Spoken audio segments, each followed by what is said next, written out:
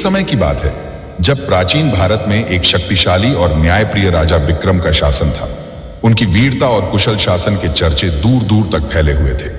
लेकिन उनके साम्राज्य में एक दुष्ट राक्षस कालिदास का आतंक छा गया था। कालिदास निर्दोष गांववासियों को लूटता और उन्हें नुकसान पहुंचाता। इस विनाश से तंग आकर प्रजा ने राजा से सहायता की गुहार लगाई।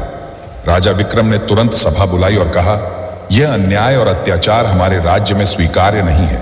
हमें कालिदास को रोकना ही होगा। सभा में मौजूद सभी योद्धाओं ने समर्थन व्यक्त किया। उनके प्रमुख सेनापति अर्जुन ने कहा, महाराज, हम आपके साथ हैं।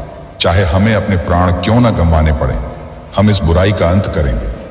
योजना के अनुसार राजा विक्रम और अर्जुन अपनी सेना के साथ कालिदास के गुप्त किले की ओर रवाना हुए। किले के पास पहुंचते ही कालिदास ने उन्हें चुनौती दी।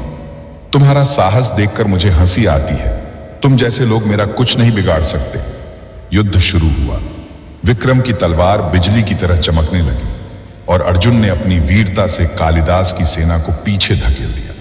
कड़ा संघर्ष हुआ, लेकिन राजा विक्रम ने अपनी कुशल रणनीति और अदम्य साहस से कालिदास को पराजित कर दिया। लेकिन जब कालिदास अंतिम सांसें ले रहा था, उसने हंसते हुए कहा, तुमने मुझे हराया, लेकिन यह केवल शुरुआत है। मेरे पीछे छिपी शक्ति को तुम नहीं जानते। यह सुनकर विक्रम चौकन्ने हो गए। उन्होंने महसूस किया कि कालिदास केवल एक मोहरा था और कहीं ना कहीं इससे बड़ी बुराई उनकी प्रतीक्षा कर रही थी।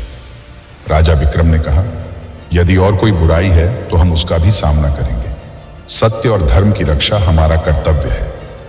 यह कहते हुए उन्होंने अपनी सेना को तैयार रहने का आदेश दिया, क्योंकि उन्होंने महसूस किया कि यह युद्ध केवल एक अध्याय था और अब भी एक नई कहानी लिखी जानी बाकी थी।